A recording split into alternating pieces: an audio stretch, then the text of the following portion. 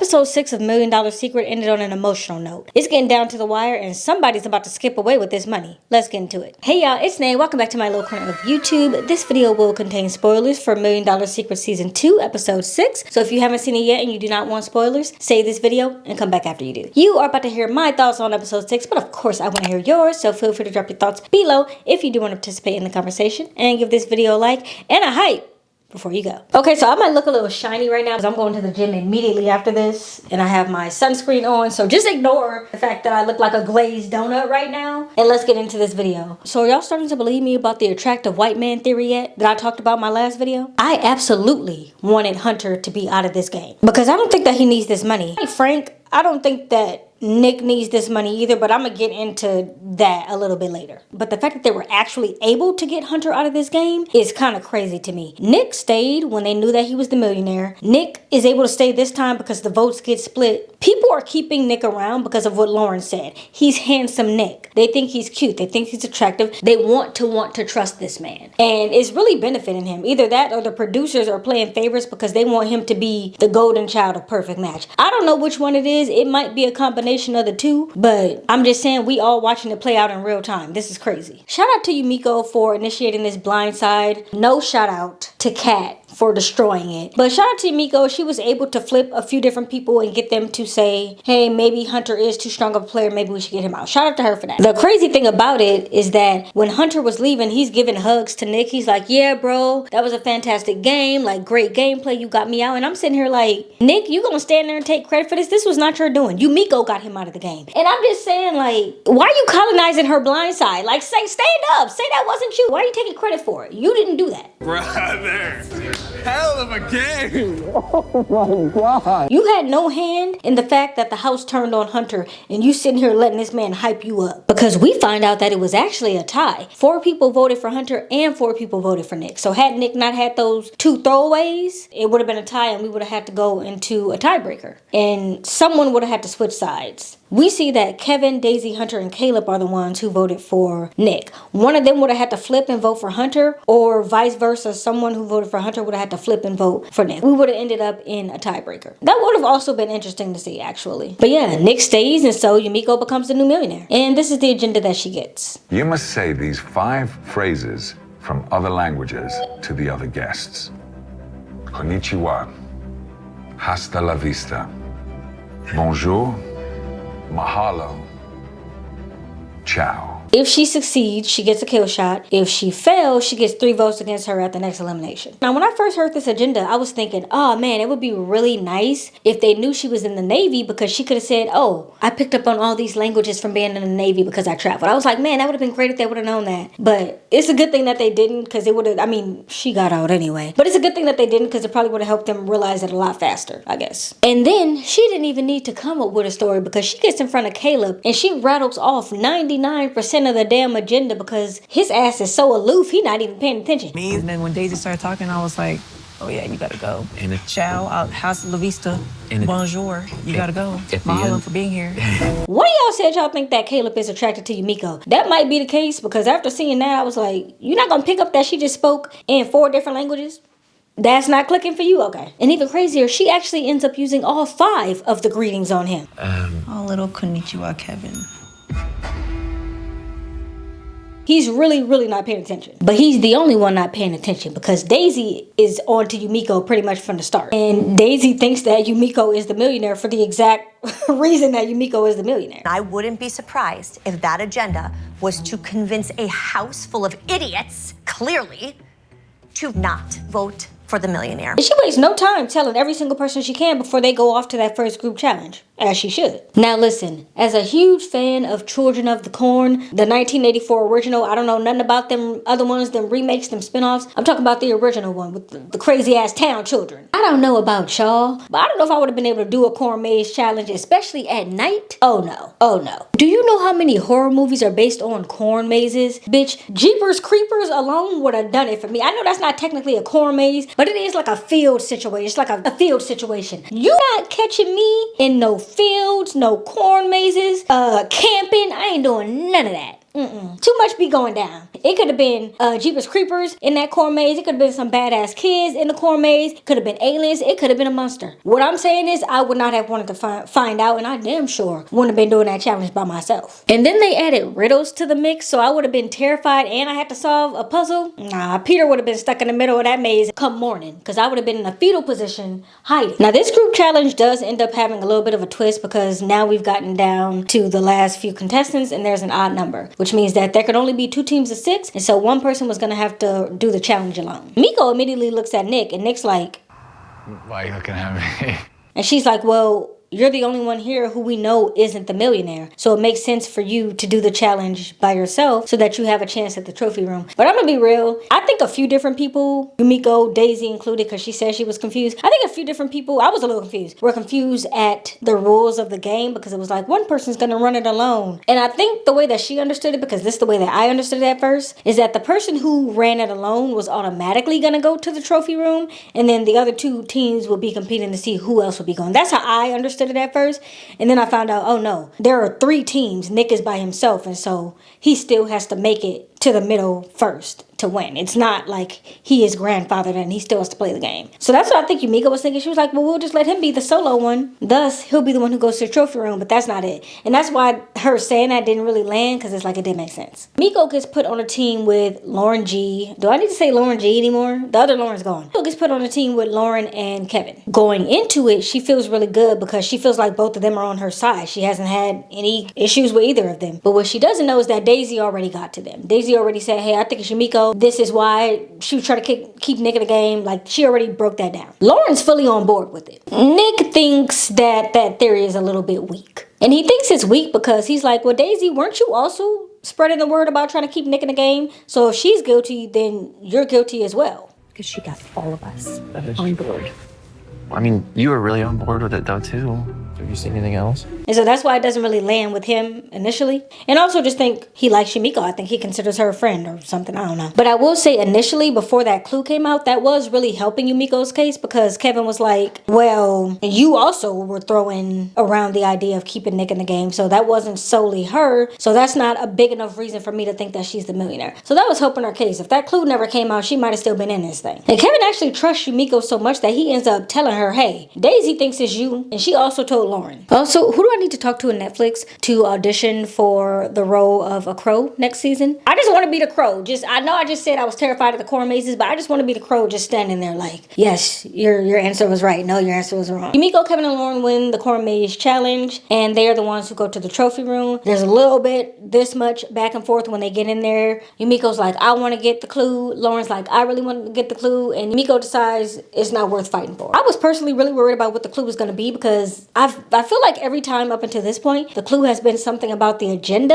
I don't know. And so I was worried that it was going to be a clue about the agenda. Now that could have been beneficial or bad because the only person who was in earshot of that agenda being completed was Kaleb. So he would have had the sole responsibility of putting 2 and 2 together and remembering that. So that could have played out well for her. Now that I fucking think about it, that's why that wasn't the clue. The reason that the clue wasn't about her agenda is because only one person heard her do the agenda. Y'all think y'all slick. Production is productifying, okay? That's a new one. Production is productifying. That's the reason why the clue didn't have anything to do with the agenda, because they were like, it's a very low chance that anybody's gonna pick that up. Ooh, y'all think y'all slick. That's exactly why that wasn't it. Anyway, moving on. That was just an epiphany right now. So now I know why that wasn't the clue. The clue had to do with her career. The millionaire was an intelligence analyst. I will say though, the only reason that they were able to track that clue back to Umeko because of what she said on night 1 when her guard was down and she thought the game hadn't started yet. And where are you from?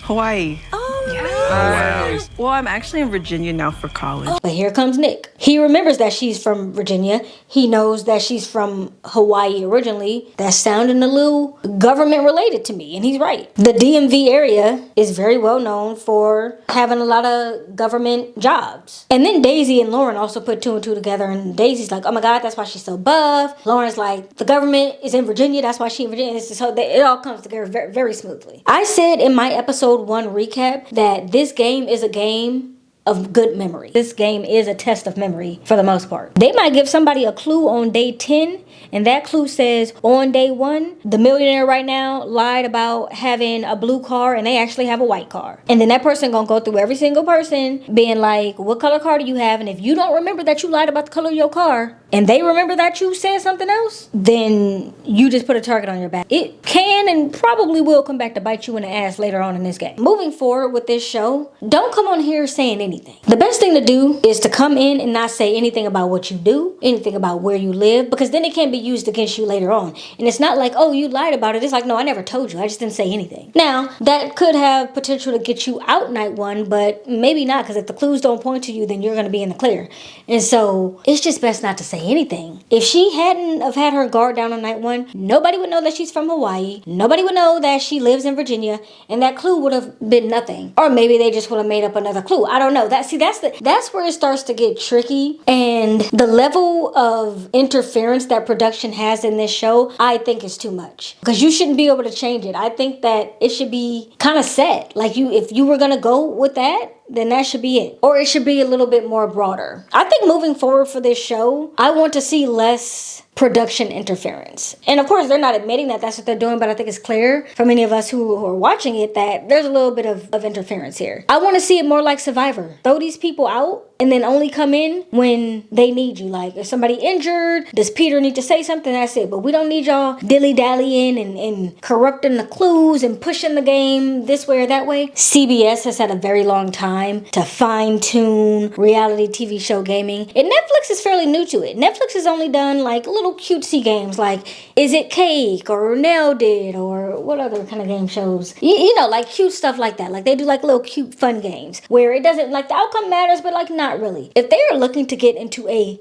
gaming, like they want to be put on the map for doing game shows like this, they need to reduce their interference. And they know how to do it because they do it with the mode, they do it with the circle. But for some reason, this game feels like, I feel like the production of this game, they just have their hands in it too much. Back up a little bit, let the game play out how the game is going to play out. Don't make these clues overly obvious and you're going to be good. That's what we want to see. We want to see the game play out naturally. We don't need you to get in the middle of it. Now, ultimately, Nick decides to keep Umeko in the game because he's like, look, I'm not going to push you out. You didn't push me out. I think we all good here. But it's just simply not enough because 2 other people were able to figure out the clue. So it really doesn't matter what he did. And they did have a nice little goodbye. He was like, I'm sorry, princess. That was real cute. That was real cute. I like what you did there.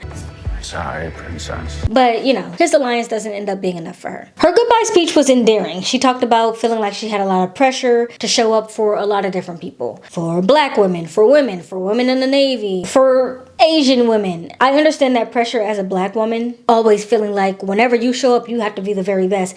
And that's why I spoke on how black women are often treated on reality TV, because it matters. It matters that as a black woman, when you go on reality TV, you have to go in almost knowing that you're going to get the edit of like, you're going to get the black girl edit. You have to kind of know that. And you have to carry yourself with a certain poise that white women don't have to carry themselves with, because that's just not how the world is going to view them. It's just not. And we're not even going to talk about how white men don't ever have to present themselves in any kind of way. They're going to get put in a good light 9 times out of 10. So I understand that pressure. And it's not a bad thing to carry yourself in a presentable way and all of that stuff, but it is a lot of pressure. And if you don't understand it, then you just don't understand it. Don't try to tell me it doesn't exist. You speak it from a place of lack of understanding. It exists, and I understand that pressure. I truly do hope that she left the show feeling like she learned a lot about herself. I was really lost for a really long time, and I've always had to been told what to do. But here, for a moment, I felt kind of normal.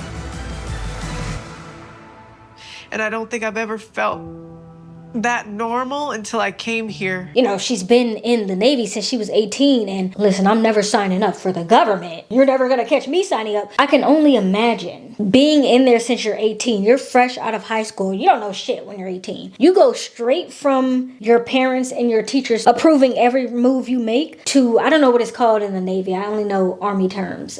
It's not a drill sergeant in the Navy. Whatever. To your Navy equivalent of a drill sergeant telling you every move you can make in the Navy, and you do that for 7 years, that's all you know is being told what to do. So when she says, I don't really know myself, I don't know what I like, I don't know who I am outside of the Navy, I get that. She has no idea because she's never experienced life without somebody else telling her what to do. That's tough. So I do feel like she kind of found a little sense of self on this show. That's not for nothing. We are coming up on the end of the season here. From the preview, it's looking like Kevin is going to be the last one to be given the money, and so we're going to see how all that works out. It looks like it's getting a little crazy. They fighting each other, so we're going to see what happens. I saw a lot of arguing in that preview. Now, I am going to say this because I can't wrap this video without saying this. There's been a lot of discussion this season, particularly because of the way that Altie got out and his very obvious clue that they're targeting black people, you know, that kind of conversation. I don't think that Altie was a target, but I will say this. I can't explain it. If you know, you know. Otherwise, I can't explain it to you. If you are constantly watching things and it feels like the only people who ever are successful in it are the people who look like Nick, or the people who look like Kaleb, or the people who look like Kevin, or the people who look like Lauren, or the people who look like Daisy, it starts to feel like it's on purpose. And so you can't blame people for feeling that way. Y'all got every single minority out of this game. Kasey got out for basically speaking up against the white boy in the last episode, right? Or 2 episodes ago. That's why she left. Altie's gone. Umeko's gone. But y'all kept Nick and Kaleb in the game? Kasey kept Kaleb in the game on purpose. White guy being kept in the game. They kept Nick in the game 2 different times, right? I'm pretty sure it was 2 times. Yeah, Nick got kept in the game 2 different times. The first time is when they decided to vote Kasey even though they knew it was Nick. The second time is because Umeko talked them into keeping him in the game. So 3 times that I can remember this season, y'all have opted to keep the white man in the game when y'all knew he should have went home. And so you can't blame people for feeling a way about that. And I would urge Netflix as a viewer and as a reviewer, if you are rigging this game, rig it the other way and fast. Because it doesn't look right when the 2 white men are being saved, one of them more than once.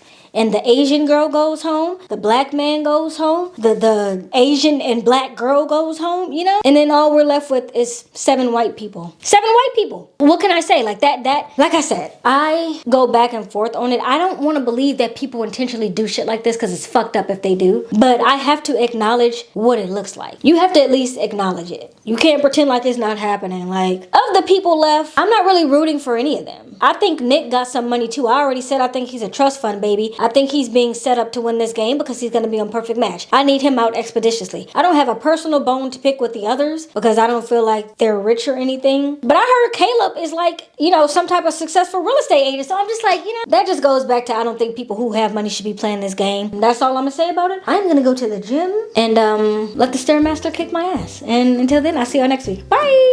I really didn't feel like going to the gym today, so that's why I forced myself to put the clothes on and put the sunblock on because I'm not going to just, you know, stay around the house now that I already have everything on. So this is how you guys psychology. See what I be talking about using your noggin? You gotta trick yourself sometimes. I'm already dressed. I'm going. Because he was, what was the word I used? Discard. Oh, I don't have my chair here, so I should have put something here. I only don't put something there when I have my chair there because I don't want my chair to knock it. And these holders are a little flimsy. Hold on, let me get something. I can't just be out here naked in the back. Do you want the house tour? I could take you to the 1st, 2nd, 3rd floor. And I promise none of this is a metaphor. I just want you to come inside. It's your time to shine, Sabrina.